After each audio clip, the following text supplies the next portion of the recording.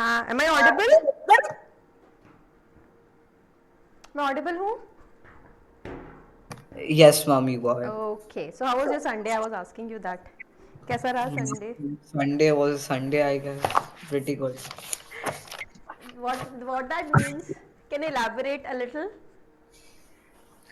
Ma'am, basically, I slept. I wrote the paper. ज़्यादा Okay. कुछ नहीं. So yeah, let's start with the test paper discussion only. How was your test? Let me know that. It was okay. ना ज़्यादा गंदा था ना ज़्यादा अच्छा था. Which was the hard one? Which was the easy one?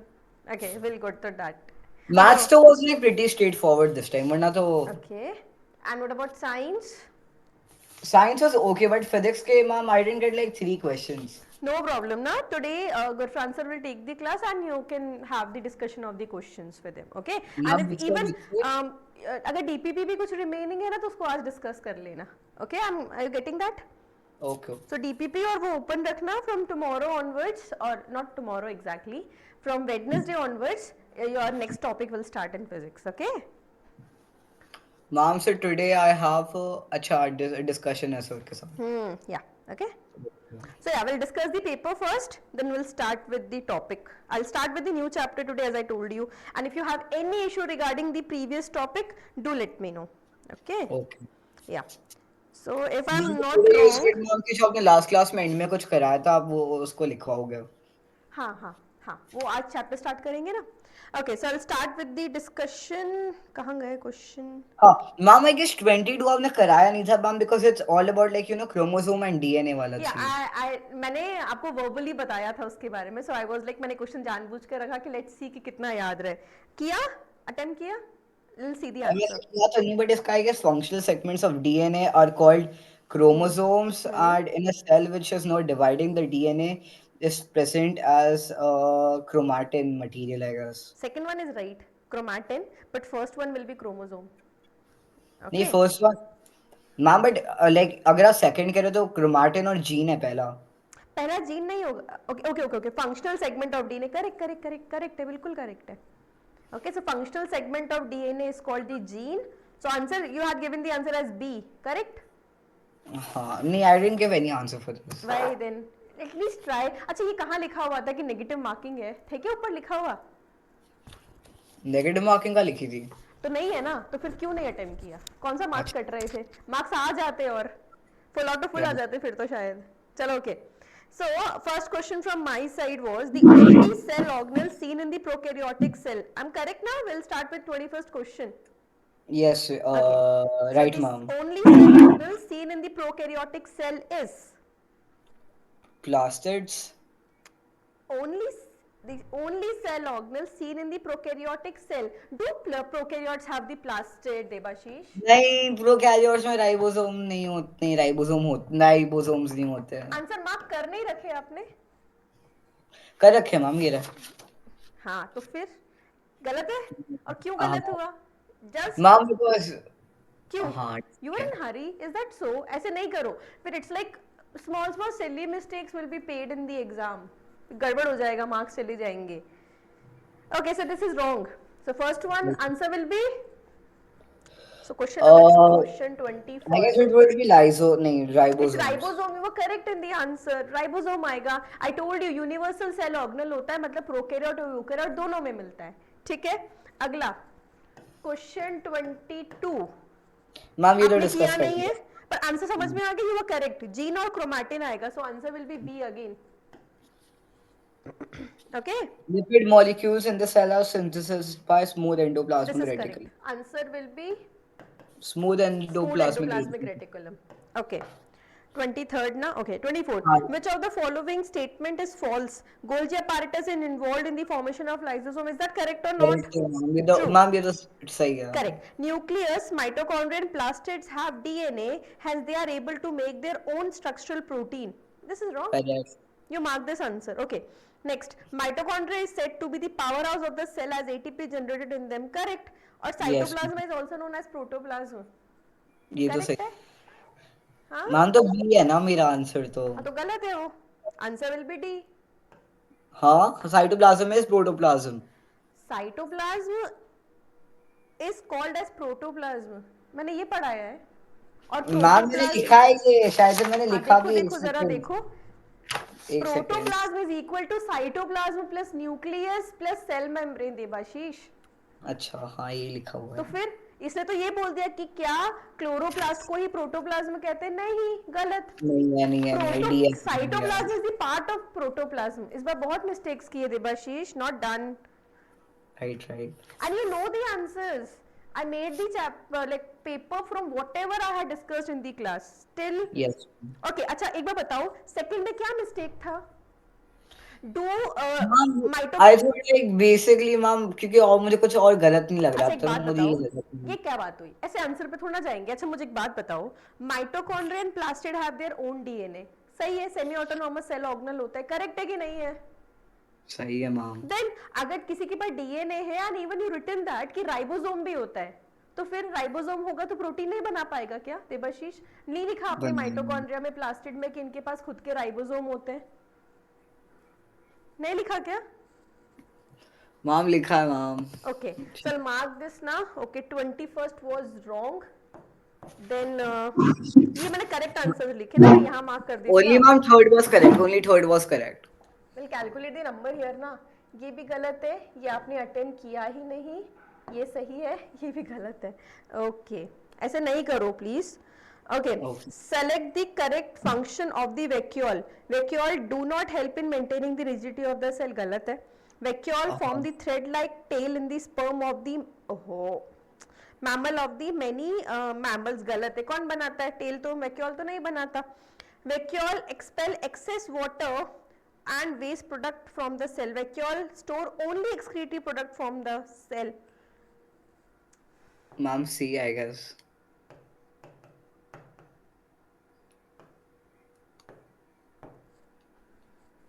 हाँ D. Ma'am वैसे मैंने डी मार्क किया है। हाँ, आई हैव सीन दैट। क्यों ओनली लिखा हुआ था वहां पे? Vacuole, I haven't made you write कि vacuole is responsible for osmoregulation and osmosis is that is transport, लिखा है, चेक करो नोट्स। मैम वैक्यूल मैंने, आई डोंट थिंक मैंने लिखा है वैक्यूल चेक तो। Check check check check. Wait You written vacuole the word नहीं osmoregulation or not? I explained you detail osmoregulation. Notes पढ़ोगे तो भी full test हो जाएगा। मिला? है। नो मैम, ऑस्मो वाली चीज तो नहीं मिली। Osmoregulation check करो। Large prominent in plant cell occupy 90% of space. Note either small or absent in animal cell. In plant cell, they store cell sap, हाँ। suitor, mantle, etc. Outer membrane is a tonoplast. Tonoplast helps in osmo. हाँ जो लिखा है। मिल गया? हाँ You know, it's been 11 years I'm teaching student. I know exact page where you have written the things. If you had. और मैं उसके लिए ना फाइल भी सेव करती हूँ। अगर आप बोलते ना नहीं लिखा हुआ, मैं फाइल ओपन कर देती। याद है पिछली बार किया था? ओके हाँ। चलो next one. Lysosomes arises from, Golgi apparatus, ये तो गलत नहीं हो सकता। सही है, answer is B. Okay next. हाँ मैम, 27th का आंसर डी है पक्का। Okay, Robert Hooke discovered the cell, Sheldon and Schwann shell theory, Robert brown nucleus and पुरकिंजी protoplasm, बिल्कुल करेक्ट है। मैंने इसमें एक्स्ट्रा की पुरकिंजी दिया था जो आपके नहीं था, इसलिए दिया था क्योंकि you can get to the answer by the 3 also, बिल्कुल सही है। Controlling centre of the cell nucleus होता है, ये भी सही है। क्लोरोफिल इज प्रेजेंट इन, ये भी सही है। थाइलाकॉइड कौन सा ऑप्शन है? C. Last one 38th question. Incorrect pair.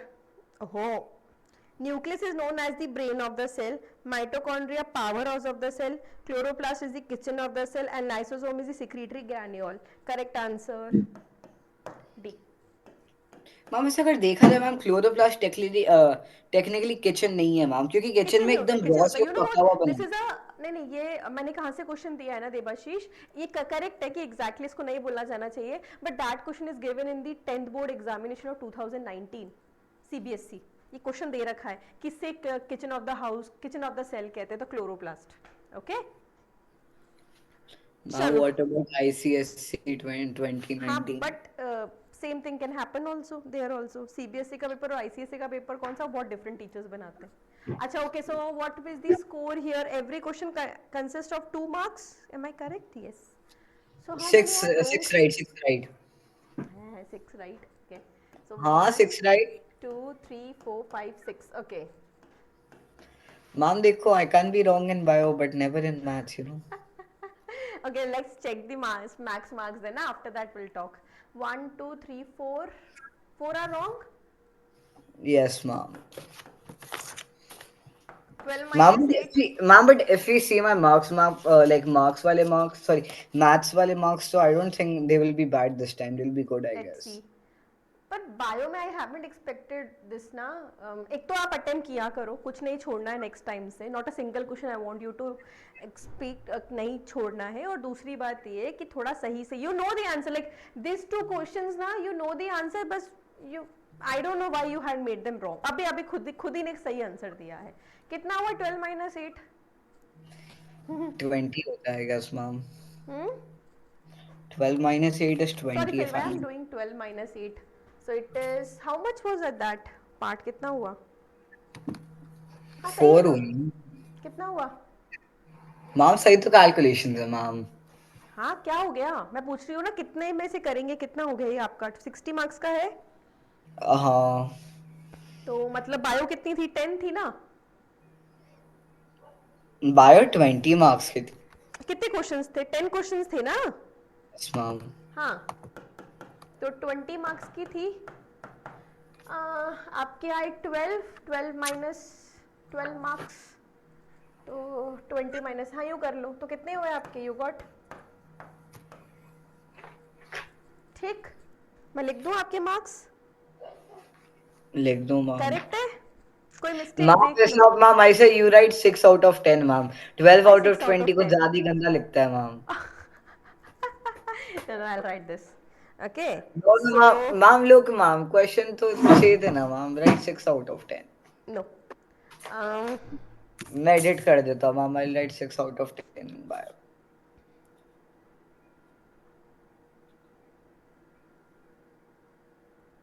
6/10 in bio. पे slash कहाँ से लिखते थे हम? 6 correct and 4 wrong.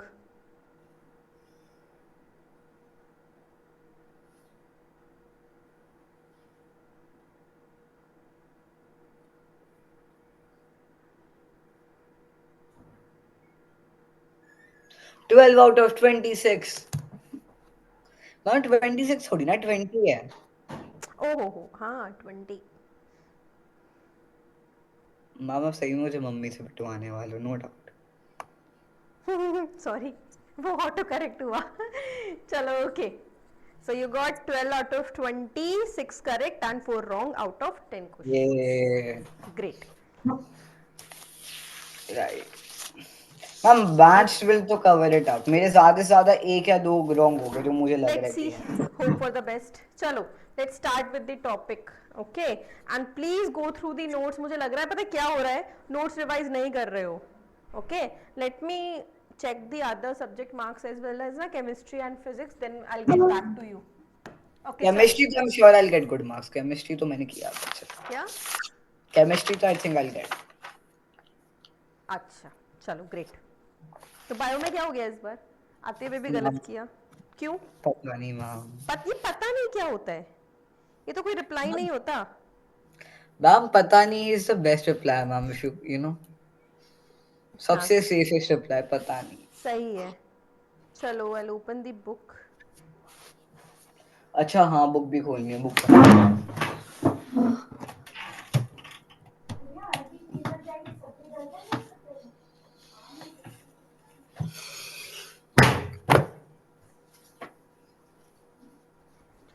कहाँ गई Ma'am, I ये? just noticed that my school, like, sells fake books. हाँ. I am not getting I what you just saying. noticed my previous school used to, like, sell fake books. हाँ ma'am तभी तो code नहीं चला ma'am, वरना code हाँ नहीं चलता. वही तो. उस दिन चला ही नहीं. मैंने भी ओपन करने का कोशिश किया, नहीं हुआ. और मैम मैंने तो उसको अभी आपके सामने क्लास में स्क्रैच किया था बल्कि. हाँ तभी तो कह रही हूँ ना, वो ऐसा ही होता है. मैं देख रही हूँ कोड्स भी जेन्युइन बना रहे हैं सब, इतनी मेहनत कर रहे हैं कॉपी करने के लिए।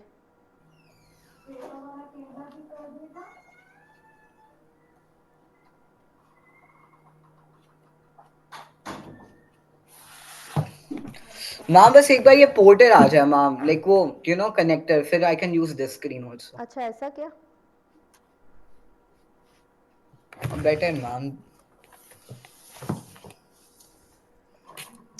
और मुझे बुक ही नहीं मिल रही है, पता नहीं कहाँ रख दिया मैंने। मैं आपको पीडीएफ बना के भेजूं फिर दूसरे चैप्टर का भी? ना ना ना, I will get that, don't worry. No ma'am, I have my phone, I have the book and I have a app no no, I downloaded. Got this, रुको मैं ओपन कर रही हूँ, मिल जाएगा मुझे। क्या अच्छा डॉग स्कैनर है, I will do it. Out. या आई गॉट, चलो। Is this working? इसको यहाँ भेजा जाए।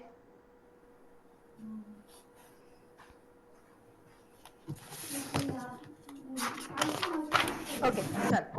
So we'll start with the next chapter. What is the name of the chapter? Structure of chromosome Okay, cell and homework cycle. from my side. आपकी book में पीछे question bank है, correct है?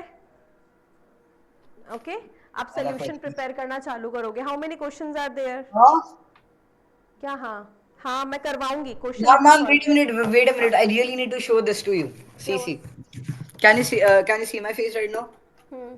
या आई ठीक है, can. You see this right?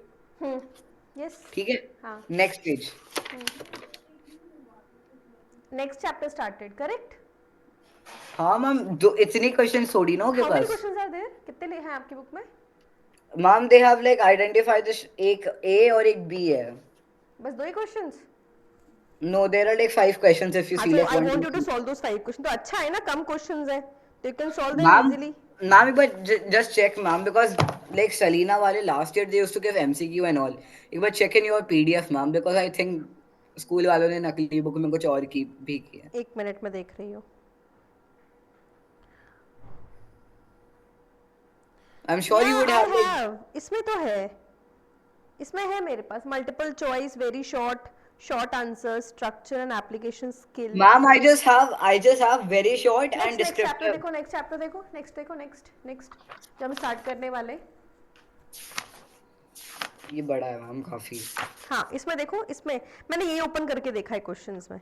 Ma'am एक बार वो चैप्टर 1 के देखो मैम, क्योंकि चैप्टर 1 में मेरे पे नहीं है।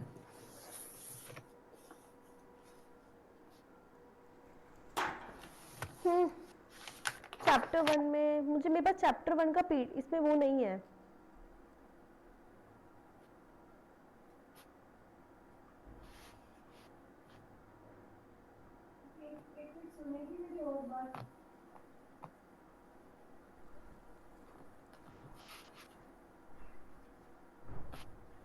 That is structure of chromosome ही है ना नेक्स्ट चैप्टर। हाँ हाँ मैम, बस आपको एक पिछला पेज देखना है मैम, अगर उसमें है तो एक मिनट उसमें। एक मिनट एक मिनट।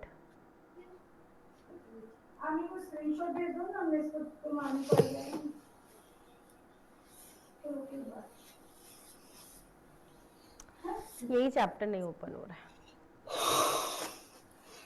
मैम मेरे स्कूल वालों ने हद पार कर दी मैम, फेक बुक देखे। मैम लेकिन एक हद होती है ma'am.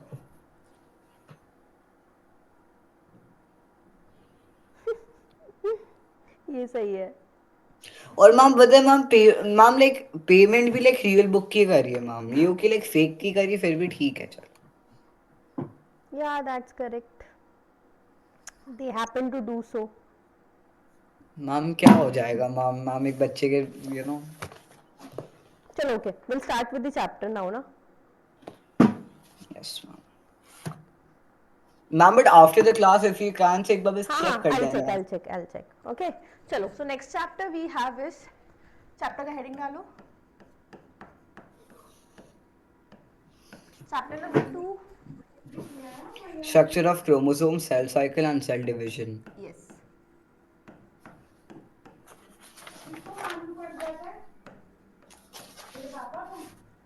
these are different parts, हाँ। पहला part is structure of chromosome, then the next part is cell cycle and cell division. Okay, so three things we need to study in this chapter: structure of chromosome, cell cycle and cell division. तो हम सबसे पहले आज बात करेंगे about chromosomes. क्या होते हैं chromosomes? Ma'am, they are made up of chromatin fibers. Okay, so when it comes to chromosomes, इनको हम define करते हैं as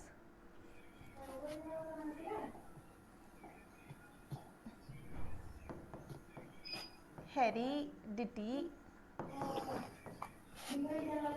व्हीकल. क्या बोला जाता है इन्हें?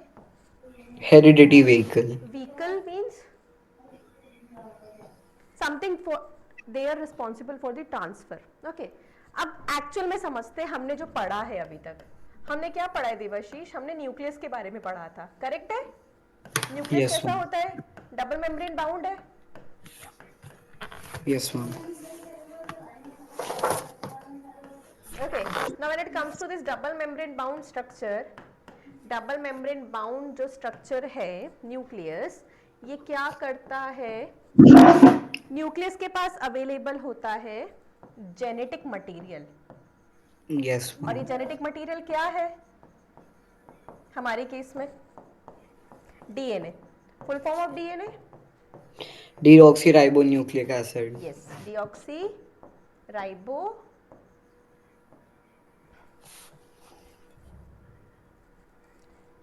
डीऑक्सीराइबो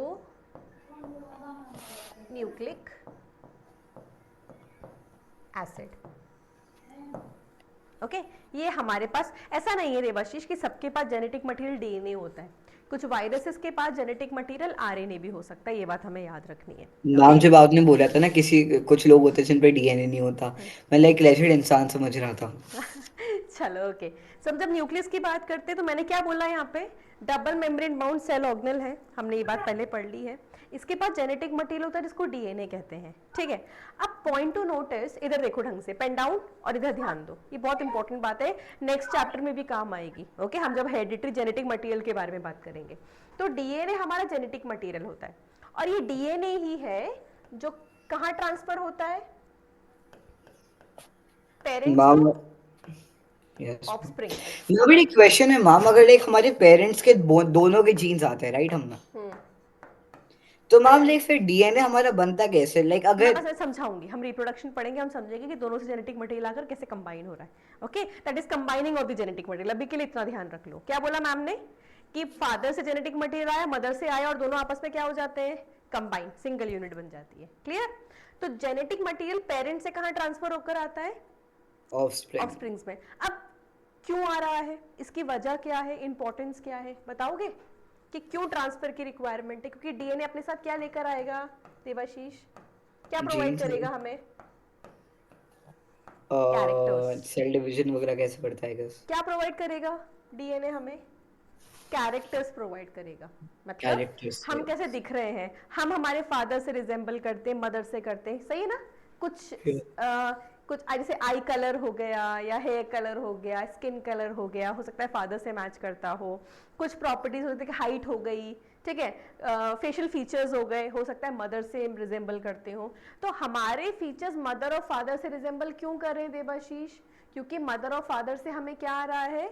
हमें जेनेटिक मटेरियल आ रहा है. ठीक है, तो याद रखो, न्यूक्लियस में है जेनेटिक मटेरियल जिसे हम डीएनए कहते हैं, जो कि पेरेंट से ऑफस्प्रिंग में ट्रांसफर होता है. और जेनेटिक मटेरियल क्या लेकर आता है अपने साथ?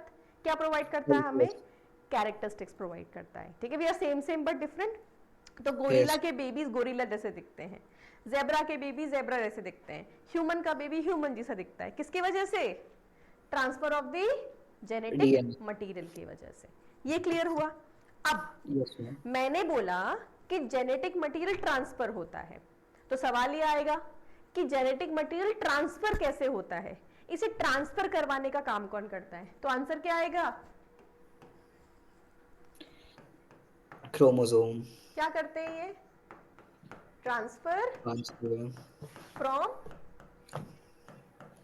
One generation to another.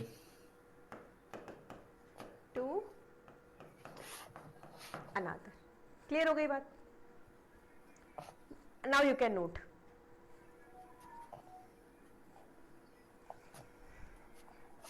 Ma'am done. Done. मैंने कहा है ना कि साथ साथ मत लिखो, समझा करो फिर लिखा करो। तो आपको क्या है, याद नहीं रहता कि कहाँ पर क्या लिखा है, इसलिए नहीं रहता क्योंकि आप साथ साथ लिखते हो। तो टाइम दिया करो। मैंने कभी मना किया कि मैं टाइम नहीं दूंगी लिखने के लिए? नहीं बोला ना कभी ऐसा। नहीं चलो मैम। ओके। तो याद अब यहाँ से समझ में क्या कि chromosomes are the hereditary vehicle responsible for the transfer of DNA और द कैरेक्टर्स। कह सकती हूँ गलत है क्या? Transfer of the hmm, character from one generation to the other generation chromosome ही कर रहा है। करेक्ट है। So these are the structure जो कैरेक्टरिस्टिक्स या जेनेटिक मटेरियल ट्रांसफर करते हैं। अब पॉइंट इज कि कैसे बने हुए होते हैं, किसके तरह दिखते हैं। तो हम जब बात करते हैं क्रोमोसोम्स के बारे में, ओके, तो मैं जब भी एक सेल के अंदर मौजूद न्यूक्लियस को देख रही हूं, तो उस न्यूक्लियस में मुझे क्रोमोसोम दिखेंगे क्या देवाशी जनरली? क्या न्यूक्लियस? मैम मैं जो क्रोमोसोम को हम बस डिवाइड करते हुए देख सकते हैं। हाँ, जो हमें दिखता है वो क्या होता है? जनरली क्या दिखते हैं हमें इसके अंदर? मैम आई गेस उसका मैट्रिक्स आई यहाँ गेस पर जब। थ्रेड लाइक स्ट्रक्चर्स दिखते हैं। थ्रेड लाइक स्ट्रक्चर्स को क्या कहते हैं देवाशीष? इन्हें क्रोमैटिन कहते हैं। करेक्ट है, ये क्रोमेटिन राइट। पढ़ा है मैंने। न्यूक्लियस के अंदर क्या मिलता है? क्रोमैटिन मिलता है। क्रोमेटिन पढ़ा है या नहीं पढ़ा? बड़ा मैम। क्रोमैटिन फाइबर्स मिलते हैं। अब सुनो इधर, जब भी सेल डिवाइड करता है, क्या करता है सेल? डिवाइड। डिवाइड करता है। उस वक्त किसका डिवीजन देखने को मिलता है? न्यूक्लियस का। और न्यूक्लियस में क्या मौजूद है? Chromatin fibre. During the cell division, क्या बोला मैम ने? During the, cell division. हाँ, ओहो कलर क्यों नहीं चेंज हो रहा? ड्यूरिंग सेल डिवीजन, ये जो क्रोमैटिन होते हैं, ये एक प्रोसेस करते हैं जिसको कहते हैं कंडेंसेशन। क्या कहते हैं देवाशीष? कंडेंसेशन। कंडेंसेशन। और कंडेंस होकर क्या बन जाते हैं? क्रोमोसोम्स। ये बात समझ में आई नहीं आई? क्या आई बोलोगे? मैम। न्यूक्लियस में होता है chromatin material. Chromatin material during the cell division क्या जाता है किस प्रोसेस में? कंडेंसेशन में। कंडेंस होने का मतलब जानते हो देवाशीष क्या होता है? मैम कंडेंसेशन है बेसिकली जब गैस आई गेस वाटर में चेंज होती है। हाँ, मतलब कॉम्पैक्ट हो सकता है, यूं कह सकते हैं, है ना? तो एक्चुअली क्या हो रही है? कॉम्पैक्ट हो रहे हैं। और क्या बना रहे हैं? क्रोमोसोम्स बनाते हैं। ये नोट करो। मैम बेसिकली वाटर वेपर से जैसा हमें पानी मिलता है रेन में वैसे। हाँ, तो कॉम्पैक्ट हो गया ना स्ट्रक्चर। सही है।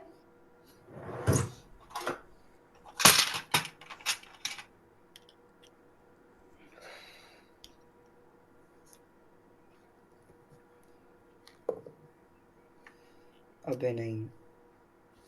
तो फिर हम यहीं से समझते हैं कि अब ये, मैम एक सेकंड मेरे बनाया नहीं, नोट नहीं किया। हाँ हाँ बना लो।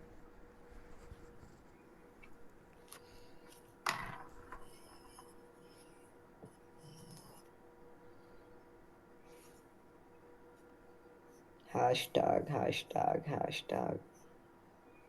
ठीक है वो राउंड।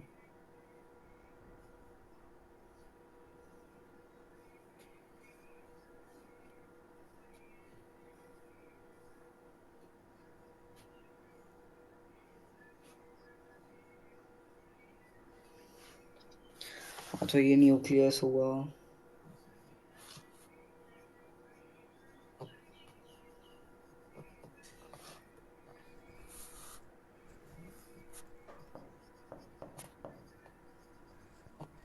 तो मैं इसको ऐसे भी डिफाइन कर सकती हूँ क्या दीपाशीष क्रोमोसोम को? हाईली कंडेंस्ड, कहने को तो मैम कह सकते हैं। हाईली कंडेंस्ड क्रोमैटिन है ये। जब क्रोमैटिन कंडेंस हो जाता है तो क्रोमोसोम कहलाता है। करेक्ट है ना? Yes ma'am.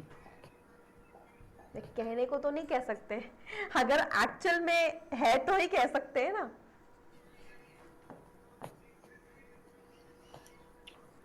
राइट। ये समझ में आना चाहिए। ये समझ में आएगा तो ये चैप्टर क्लियर होगा, और साथ ही साथ नेक्स्ट आने वाला जेनेटिक मटेरियल वाला चैप्टर भी इसी से क्लियर होता है। ठीक है। अच्छा, अभी तक क्या बताया मैंने, मुझे पढ़कर बताओ। मैम बेसिकली न्यूक्लियस के अंदर we have chromatin hmm fibre. और हम्म जब ये कंडेंस होता है hmm we call it chromosome. So yes, chromosome is technically like condense form of chromatin. Chromatin. और क्रोमोसोम का काम क्या है? मैम एक जनरेशन से दूसरी में ट्रांसफर होना. क्या ट्रांसफर करना? Characteristics. Characteristics in the form of, in the form of तो DNA. DNA, yes. तो अब सवाल यहाँ पर ये आता है कि क्रोमैटिन फाइबर किससे बने हुए होते हैं? मैंने लिखवाया है पहले, आपको याद है? क्रोमैटिन मैम फाइबर किससे बने हुए होते हैं जब हमने न्यूक्लियस पढ़ा था? मामा वापस करवा दो वापस ऐसे. करवा दो। हाँ, याद नहीं है? अच्छा, तो ये किससे बने हुए होंगे? लिखवाया, एक बार चेक करो, नोट्स में मिल जाएगा। ये बना हुआ, डायग्राम के बाद है. हाँ सही है। ये बना हुआ होता है, एक मिनट देना। RNA फैक्ट्री लिखी है मैंने. डीएनए प्लस प्रोटीन का, देखो कहीं लिखा हुआ होगा। DNA plus. प्रोटीन, देखो न्यूक्लियस खोलो, मैं बताती हूँ कहाँ पर मिलेगा। न्यूक्लियस खोलो, न्यूक्लियस का स्ट्रक्चर जब बोलिए मैम. समझाया है मैंने आपको, वहां पर ही क्रोमैटिन फाइबर्स क्या होते हैं वो भी समझाया मैम मैंने क्रोमैटिन फाइबर लिखी है, उसकी है डिफिनेशन ना? कुछ नहीं. वहां देखो लिखा हुआ होगा कि किसके बने हुए हैं, डीएनए प्लस प्रोटीन के। अब यहाँ मैम आज मिला, आई शो यू. और इस प्रोटीन का नाम है हिस्टोन। आज नाम नहीं दिया मैंने पहले इस प्रोटीन का, आज दे रही हूँ। इस प्रोटीन को हिस्टोन कहते हैं। मैम कुछ नहीं लिखा हुआ इसमें. कोई बात नहीं, अब लिख लो। किसका बना हुआ होता है क्रोमैटिन फाइबर? हाँ दिख रहा है, मुझे दिख रहा है। नोट रिटन दिख मैम. गया। क्रोमैटिन फाइबर किसका एक बना होता पेज है? ऊपर करो, एक पेज आगे ओपन करो। एक पेज आगे, ठीक है. कहीं डिटेल लिखी हुई है क्रोमैटिन की, डिटेल नहीं मैम. न्यूक्लियोप्लाज्म की? मैंने वहीं उसके सामने लिखा था एक्चुअली, लिखने को तो। कोई नहीं, पेज खोल. अब लिख लो। क्या लिखना है मैम? क्रोमैटिन किसका बना हुआ है? डीएनए प्लस प्रोटीन, और उस प्रोटीन का नाम क्या है? हिस्टोन। तो आज से याद रखना कि जो क्रोमोसोम्स होते हैं या जो डीएनए होता है, उसके साथ जो प्रोटीन अवेलेबल होती है वो हिस्टोन होती है। उस प्रोटीन का नाम दे दिया अपन ने। स्टोन. Okay done ma'am. तो टेक्निकली जो क्रोमैटिन होता है ना देवाशीष, वो 40% तो बना हुआ होता है डीएनए का, और 60% बना हुआ होता है इस प्रोटीन का। Right ma'am. ओके। अब अगर मैं माइक्रोस्कोप के नीचे डीएनए को देखती हूँ तो मुझे कैसा नजर आता है देवाशीष? बीड्स देखे, बीड्स होते हैं, मोती की माला देखी है कभी, है ना? मैं पोर्ट ब्लेड से लाया था, उसमें कोई कीड़ा निकला था, इतना याद है.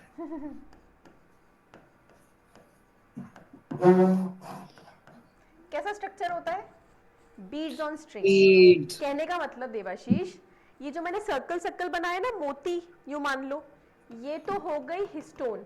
क्या हो गई देवाशीष? ये Stone. हिस्टोन। और ये जो थ्रेड दिख रहा है, ये थ्रेड क्या हो गया? Chromatin DNA. है. अच्छा DNA. तो डीएनए को आपस में पूरा जोड़ के रखने का काम कौन कर रही है? ये प्रोटीन कर रही है। ठीक है। इस स्ट्रक्चर को जब माइक्रोस्कोप के नीचे देखते हैं तो क्या बोलते हैं? It's a beads on string structure. बना लो नीचे।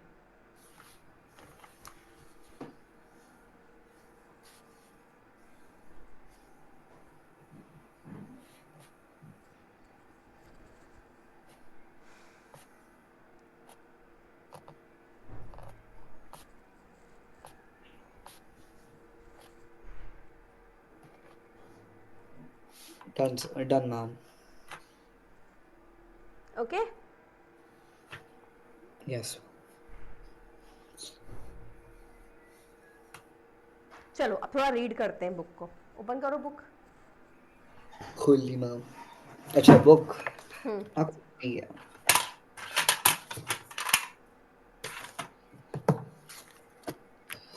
Yes ma'am. कहाँ से पढ़ना? First page itself.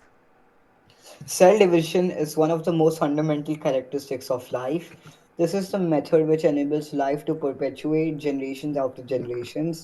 This is equally true in case of the simplest organism like amoeba, as in the highly complex ones such as ourselves, or the giant-sized elephants, or the tall coconut trees. The most conspicuous events occurring during the cell division are all related to chromosome. The, चलो okay. the duplicated chromosomes get evenly distributed into the daughter cells during mitosis. Okay चलो, I make you understand. अब ये क्या बोलना चाह रहा है, आपकी बुक में चीज़ें चालू, मैंने कहाँ से चालू की हैं चीज़ें देवाशीष? मैंने चीज़ें स्टार्ट की है फ्रॉम द पॉइंट जो हमने लास्ट चैप्टर में पढ़ा था। हमने लास्ट चैप्टर में पढ़ा कि न्यूक्लियस होता है, ठीक है, इधर देखना, हमने लास्ट चैप्टर में क्या पढ़ा कि न्यूक्लियस होता है। अब वो जो न्यूक्लियस है उसके अंदर क्रोमैटिन कंटेंट है। मैंने आपको एक बात बताई थी लास्ट क्लास में जो लिखवाया नहीं था, कि जो सेल है वो डिवाइड करता है, ठीक है। अब वो डिवाइड करने वाला है, उससे पहले उसको खुद को प्रिपेयर करना है। अब Yes, सवाल ये ma'am. उठता है देवाशीष कि सेल को डिवाइड क्यों करना है, मुझे ये बताओ। मैम कि अगर कोई और सेल मर रहा है तो मैम सेल की दो चीजें मैम होती हैं। cells arise from pre-existing cells हाँ, that die करेक्ट। एक after. बात बताओ कि एक सेल मेरे पास अवेलेबल है, ये सेल डिवाइड कर क्या बनाता है देवाशीष? न्यू सेल्स दो बनाएगा। cells. तो इसका मतलब न्यू सेल बन रहा है, इसका मतलब number of the cell increase हो रहे हैं, करेक्ट है ना? Yes, ma'am. तो क्या मैं ऐसा कह सकती हूँ नंबर ऑफ सेल्स इंक्रीज करने के लिए सेल डिवीजन होता है? करेक्ट है, Yes. पहली बात बिल्कुल सही है। So to increase the number of the cell और to increase the cell count, इसको हम सेल काउंट भी कह सकते हैं, सेल काउंट को बढ़ाने के लिए सेल डिवीजन होता है, ठीक है। अब पॉइंट इज, एक सेल था, वो सेल खत्म, खराब सा हो गया, अब सही से काम नहीं कर रहा है, तो सेल ने सोचा मैं डिवाइड कर लेता हूँ, तो फिर से वो दो नए सेल बना लेगा। तो पॉइंट टू बी नोटेड, वो अपने आप को क्या करने के लिए, रिन्यू करने के लिए भी सेल डिवीजन कर सकता है, करेक्ट है। तीसरा, उससे अपना कुछ कंटेंट आगे की तरफ ट्रांसफर करना है, ठीक है। अब इसको रिन्यू को आप सेल रिपेयर भी बोल सकते हो, रिपेयर ही रख लिखते हैं इसको। तो सेल अपने आप को क्या करने के लिए डिवाइड करता है देवाशीष? Repair. जैसे कि एग्जांपल बताओगे? एग्जांपल स्किन, स्किन डिवाइड क्यों कर रही है? खुद को रिपेयर करने के लिए। हमें कहीं कट लग जाता है कुछ दिन में, फिर से स्किन आ जाती है, तो उसका मतलब रिपेयर मोड चल रहा है। और बताओ, कुछ भी जेनेटिक कंटेंट ट्रांसफर करना हो, मतलब from the transfer of DNA, कहां से कहां? डीएनए और character Yes, ma'am. From parents to offspring. यहां पर भी कौन काम कर रहा है? सेल डिवीजन काम कर रहा है। तो अब सवाल का जवाब दो। कोई भी बोले कि सेल डिवाइड क्यों करता है, तो क्या बोलोगे? सबसे पहले सेल का काउंट इंक्रीज करने के लिए, अगला खुद को रिपेयर करने के लिए, तीसरा अपना कुछ कंटेंट नेक्स्ट जनरेशन में ट्रांसफर करने के लिए। ये क्लियर हुआ देवाशीष? Yes, ma'am. इसे लिख लो।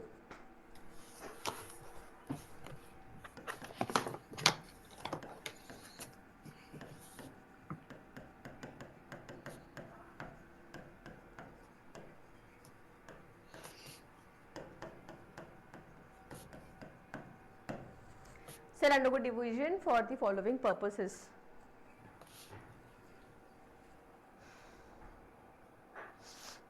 सेल डिवीजन पहले पढ़ रखा होगा ना? नहीं, लास्ट क्लास में?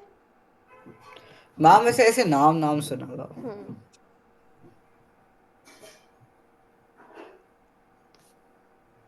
मैम for अच्छा purpose.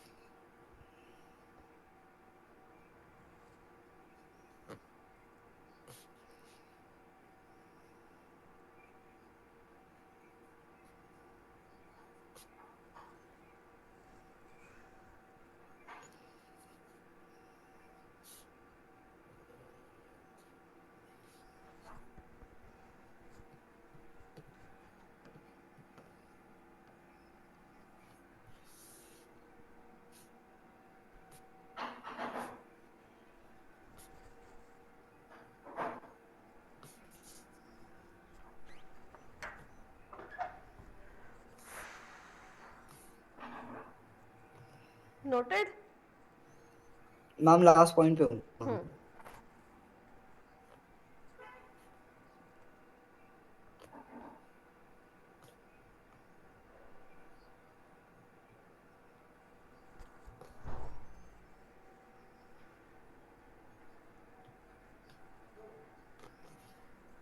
Done, ma'am. हो गया? Yes, ma'am. आगे चलो। अब पॉइंट टू नोटिस, हमने अभी ये एक्सप्लेन किया कि सेल डिवाइड क्यों करता है। ओके, अब पॉइंट डिवाइड, अब ये डिस्कस करते हैं कि ये सेल डिवीजन होता कैसे है। ओके, तो उसके लिए पहले समझो कि ये बात मैं लास्ट क्लास में बताई थी आपको कि जो रन करता है वो है सेल साइकिल। क्या है सेल साइकिल? तो सेल साइकिल को अपन बोलते हैं सीक्वेंशियल इवेंट्स। क्या होते हैं? Sequential events. Where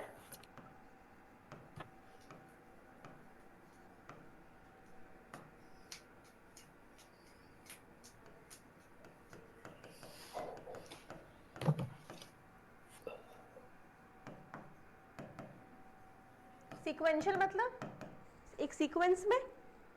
okay, Yes, ma'am. So sequential events where the cell undergo division and multiplication. तो एक सीक्वेंस चल रही है, इसको पता है सिंपल लैंग्वेज में क्या बोल सकते हैं देवाशीष?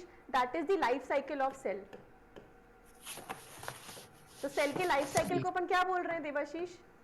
उसको अपन बोल रहे हैं सेल साइकिल। ठीक है, अब जब मैं सेल साइकिल की बात करती हूँ तो सेल साइकिल के फेजेस को मैं कुछ तरीके से डिवाइड कर सकती हूँ। तो एक सेल साइकिल के अंदर दो फेजेस होती हैं। पहली फेज होती है इंटरफेज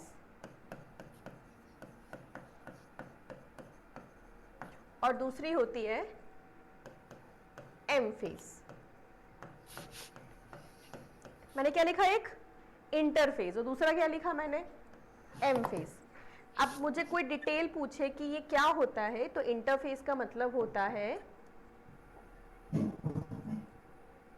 नॉन डिवाइडिंग फेज। इसका मतलब देवाशीष जब सेल डिवाइड नहीं कर करती। रहा है, so it's the non dividing phase. यहाँ पर क्या लिखेंगे? एम फेज क्या होती है? That is Dividing phase, I guess. The dividing phase होती है। ठीक है, तो जो अभी तक अपन ने जनरल पढ़ा ना कि न्यूक्लियस होता है, न्यूक्लियर मेम्ब्रेन होती है, न्यूक्लियोलस होता है और क्रोमैटिन फाइबर होता है, सब कुछ कब की बात है? इंटरफेस की। इंटरफेस को अगर अपन फर्दर डिवाइड कर सकते हैं एज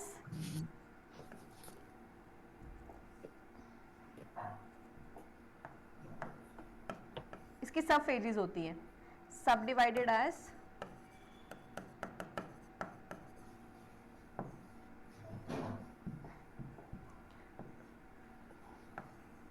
G1, S और G2।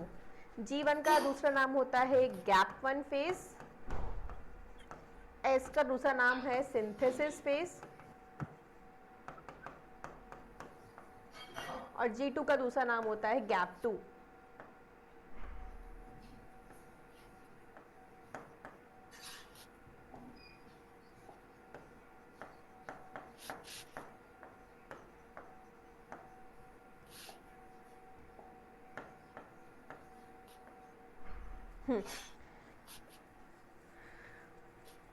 पहले समझो क्या लिखा हुआ है।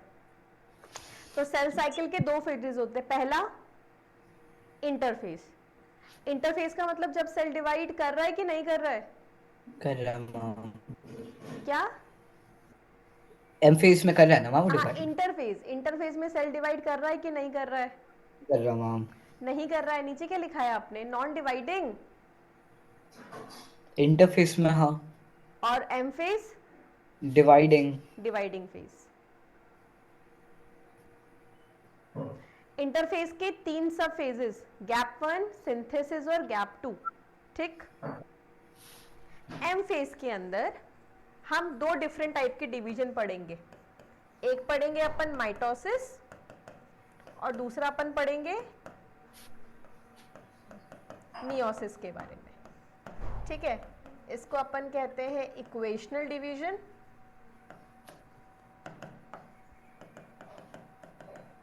और ये हो जाएगा रिडक्शनल डिवीजन।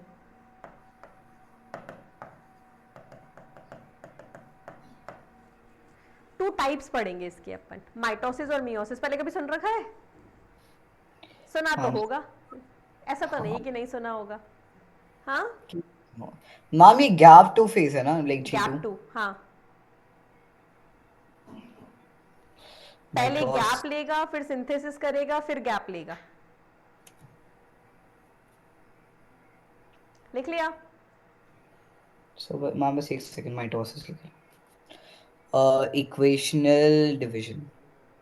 इक्वेशनल का मतलब इक्वल, जो भी ट्रांसफर होगा वो इक्वल अमाउंट में होगा डॉटर सेल्स को, मैं आगे एक्सप्लेन करूंगी, ठीक है?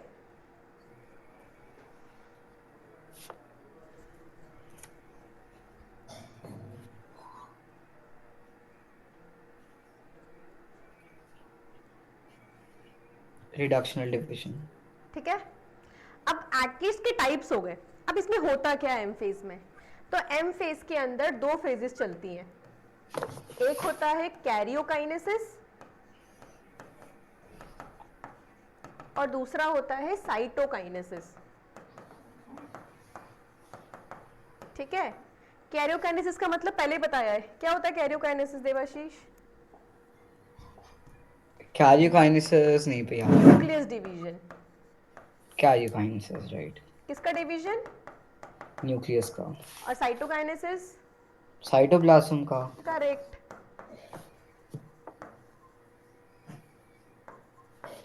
हाँ याद है, आप कह रहे थे मुझे एक बार। याद आ गया।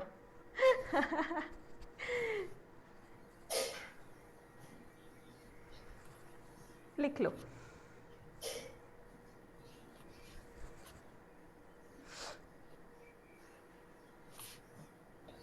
Cytoplasm division.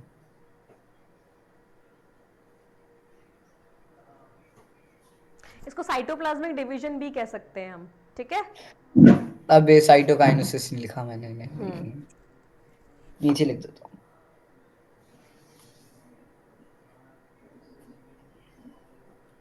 Done ma'am. अब देखो, अब पढ़ो। लिख लिया ना? अब पढ़ो क्या लिखा हुआ है।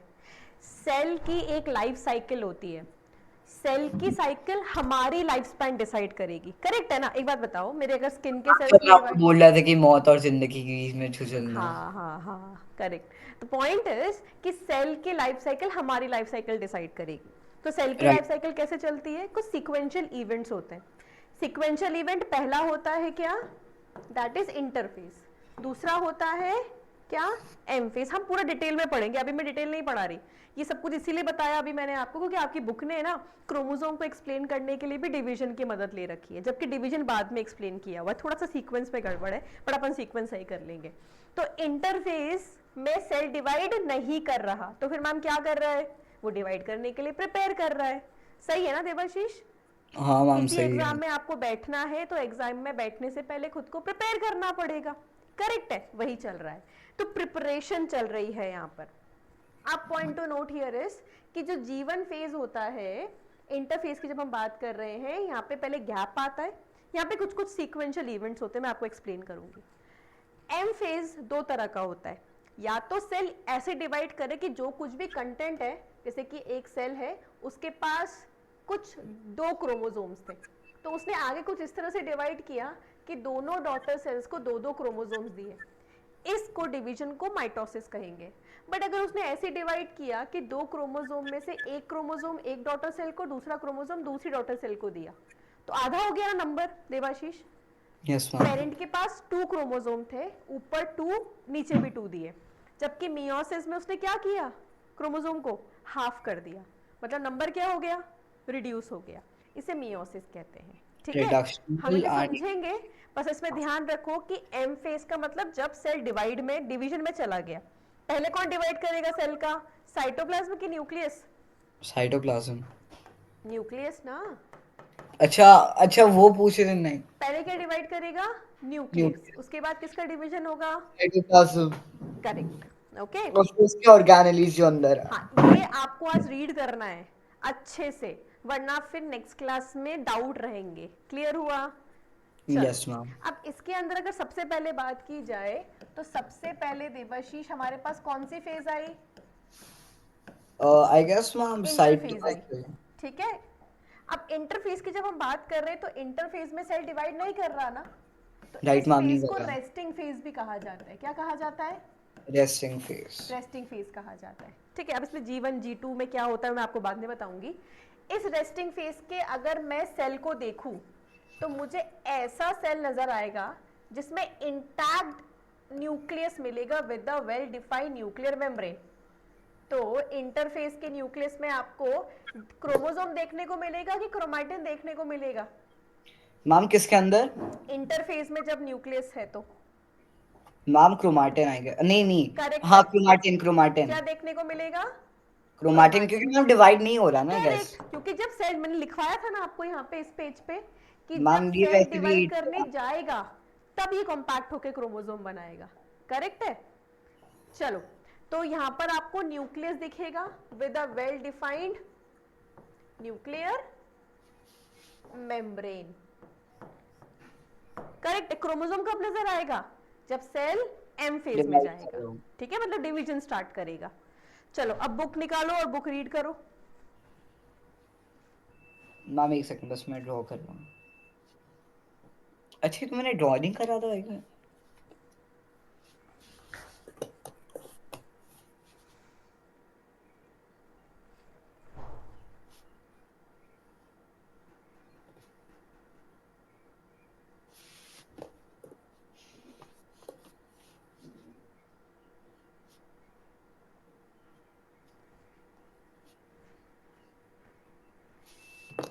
Done ma'am. अच्छा बुक, मैम अब बुक कहाँ से रीड करनी है? डिस्कवरी ऑफ क्रोमोसोम से कहाँ से? नहीं नहीं नहीं, वाटर क्रोमोसोम्स है ना, वहां से। Okay.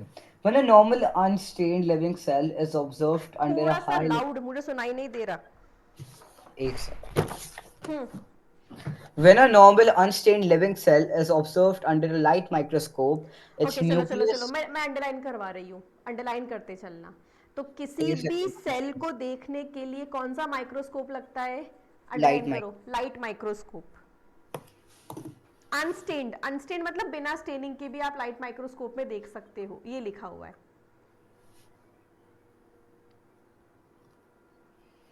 yes ma'am. ठीक है, चलो आगे है। बट अगर आप इसे स्टेन करते हो तो फिर आपको क्या नजर आना चालू हो जाएगा? मैम आई गेस उसके सेल ऑर्गेनेल्स वगैरह लाइक उसके करेक्ट, और अंदर। Very good. ये बात हमने पहले ही पढ़ी ना देवाशीष, बिना स्टेनिंग के हमको सेल बाहर से दिखता है, बट जब हम स्टेन कर लेंगे तो हमें स्पेसिफिक इंटरनल स्ट्रक्चर्स नजर आना चालू हो जाएंगे। पढ़ो। हाँ, its nucleus may not appear to contain any particular thing inside, but when the same cell is stained with suitable dyes, several structures become noticeable in the nucleus. The nucleus contains most of the cell's DNA, which is organized into discrete units called chromosomes. Each chromosome contains one long DNA molecule associated with many proteins. This complex of DNA and protein is called chromatin. समझ में आया? इसलिए समझाया मैंने सब कुछ आपको कि डीएनए जब प्रोटीन से जुड़ा हुआ होता है तो क्या कहलाता है? Chromatin. तो मैं क्रोमैटिन। हिस्ट्री देता हूँ करेक्ट। उसके ऊपर. Yes, ma'am. When a cell is not dividing, the chromatin under an electron non microscope divide, appears divide नहीं कर रहा, इसका मतलब कौन सी फेज में है? resting interface, ma'am. Very good.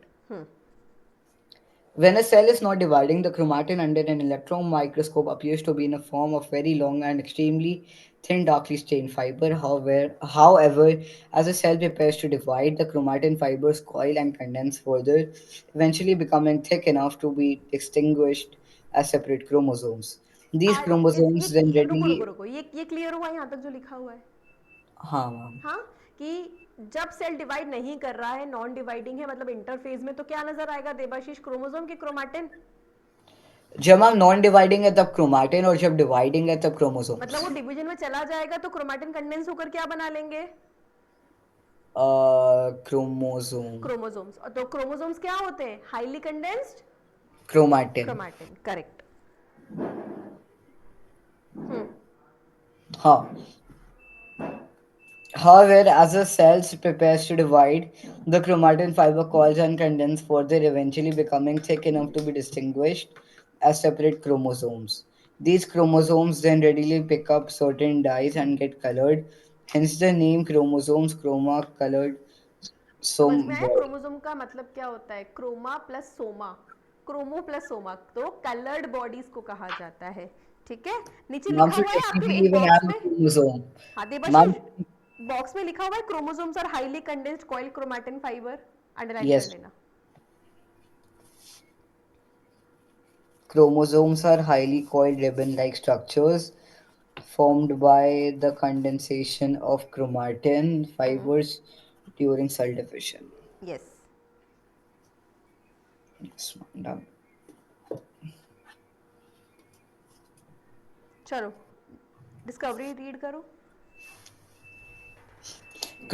Chromosomes in animals were first studied in 1882 by German scientist underline Schneider. करो इसे.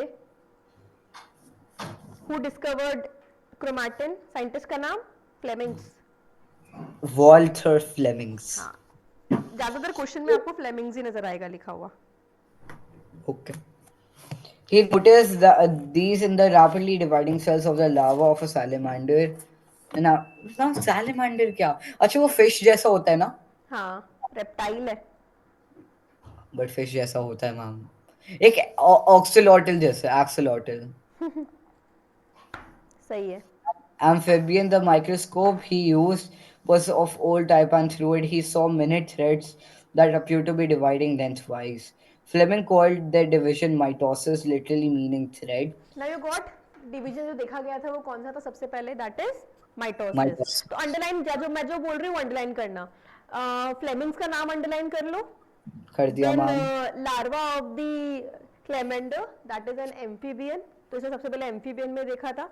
And then the division mitosis.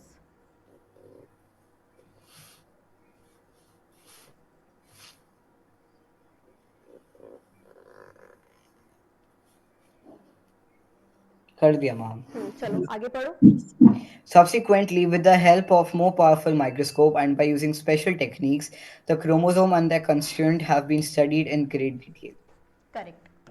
तो उन्होंने क्या स्टडी करना चालू किया फिर? Structure of chromosome. किसका स्ट्रक्चर? अब आप पहले रीड करो फिर हम लिखेंगे. Acha, chromatin. The chromatin material that constitutes the fiber is formed of two substances: DNA deoxyribonucleic acid, about 40%, histones, a particular type of protein, about 60%. ये Molecular क्लियर हुआ? structure, इसमें कोई yes, डाउट? no, तो ma'am. कोई पूछे कि chromatin किसका बना हुआ है तो क्या रिप्लाई दोगे? Histones or DNA. हिस्टोन्स और डीएनए. ठीक है. Next. Right. The shape of the DNA molecule was first studied by Rosalind Franklin in 1953. However, the structure was finally worked out by Watson Crick in the same year. They proposed the double standard helical helix नहीं था? Helical same बात है ना, helix. अच्छा. Structure for DNA for which they were awarded एक the minute एक minute एक Nobel. Minute एक मिनट एक मिनट. ये नहीं लिखा हुआ पहले आपके structure of chromosome? Each No, ma'am. Chromosome is the condense form of a visible during the start of. एक डायग्राम बना हुआ है हाँ मैम 2.2. वो तो बहुत ऊपर है. हाँ वो पढ़ो पहले. क्रोमाटिन फाइबर्स फिर मैम जो वो स्पार्कल वाली चीज है वो क्या है? स्पार्कल वाली चीज? हाँ स्पार्कल वाली दो चीज है. स्पार्कल वाली कौन सी चीज है? वेट अ देवाशीष. मिनट मैं आपको फोटो भेज रहा हूँ उस पे मैं हाईलाइट ड्रॉ तो कर सकता हूँ ना मैं अपने फोन में राइट.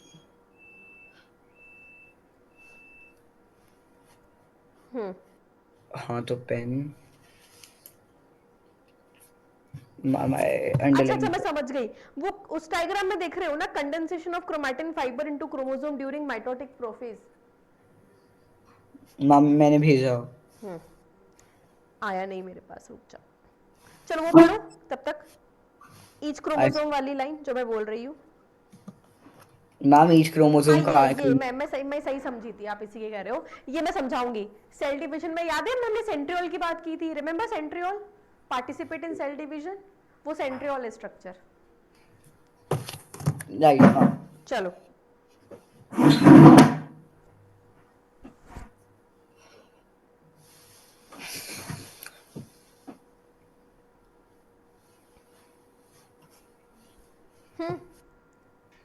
राइट मैम क्या पढ़ना है?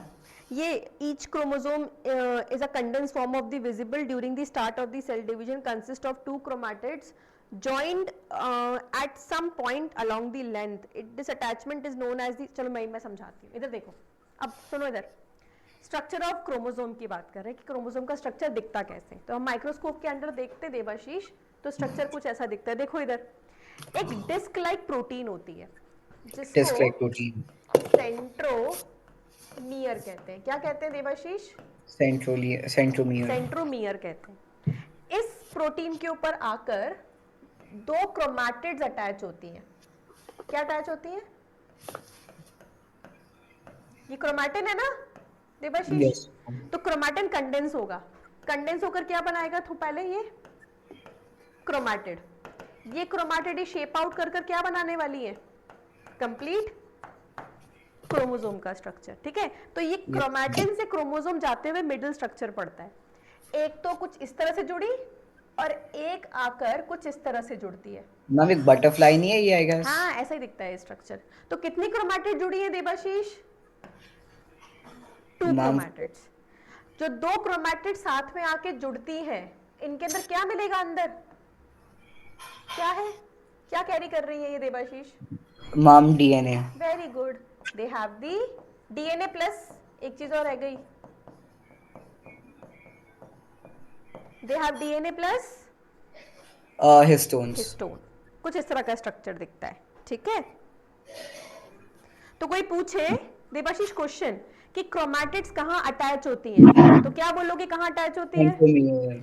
और ये पूरा स्ट्रक्चर क्या कहलाएगा? अब क्या बनाया है मैम ने? ये क्रोमोसोम। यस, क्रोमैटिल का, अच्छा क्रोमैटिल स्टार्ट।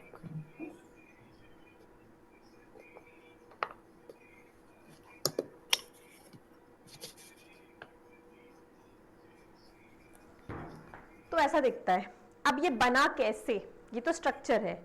ठीक है, सेंट्रोमियर पे आके जब क्रोमैटिड अटैच हुई तो क्या बनाया? क्रोमोसोम बनाया। अब वो जो फ्लो चार्ट दे रखा है ना, वो समझाती हूं मैं कि ये शुरू कहां से हुआ।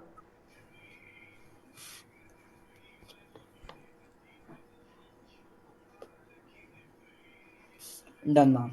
ओके, उसे मैं आगे कंटिन्यू करना। इधर देखो, तो सबसे पहले हमारे पास क्या अवेलेबल था देवाशीष? डीएनए। डीएनए। ठीक है, कुछ ऐसा दिखने वाला। अब ये हमारा जेनेटिक मटेरियल है, करेक्ट है? तो ये जेनेटिक मटेरियल किसके साथ जुड़ा? हाँ, किसके साथ जुड़ा देवाशीष? क्या मैम के साथ? हिस्टोन के साथ, करेक्ट है? राइट। तो ये स्ट्रक्चर कुछ इस तरह का बन गया। ऐसे ही बना ना? और सॉरी, मैं नीचे बनाती हूँ इसको। तो ये स्ट्रक्चर कुछ इस तरह का बन गया। Yes ma'am. इस स्ट्रक्चर को हम नाम देंगे।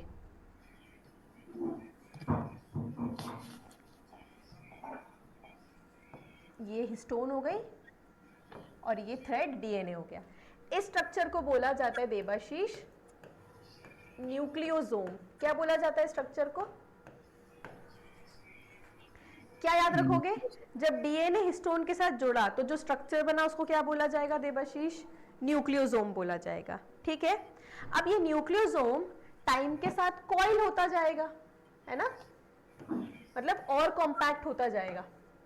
Yes sir, yes ma'am. Compact, complexity structure की बढ़ती जाएगी, है ना? कुछ इस तरह से। और जब ये कॉम्पैक्ट हो जाएगा, कॉइल हो जाएगा, तो ये क्या बनाएगा?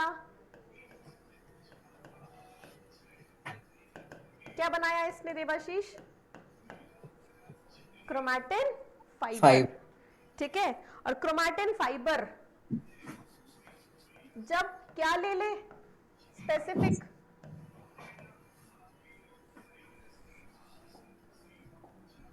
जब स्पेसिफिक स्ट्रक्चर ले ले तो क्या कहलाएगा?